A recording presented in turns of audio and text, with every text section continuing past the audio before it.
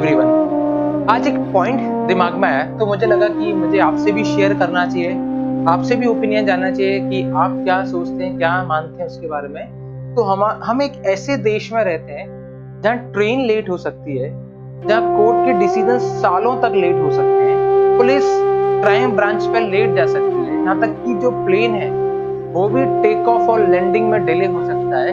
But जो student पूरी साल दिन रात मेहनत कर रहा है, अगर वो एग्जाम सेंटर पे जाने में 1 या 2 मिनट भी लेट हो जाता है तो वहां पे गेट क्लोज कर दिए जाते हैं, वो एंट्री नहीं होती। तो ये कितना फेयर है सिस्टम का, वो मैं आपसे जानना चाहता हूँ, कहाँ तक ये सही है। क्योंकि मेरा मानना ये है, मैं डिसिप्लिन के अगेंस्ट नहीं, बट एक्सेप्शनल केसेस में प्रैक्टिकल अप्रोचेस नहीं होनी चाहिए।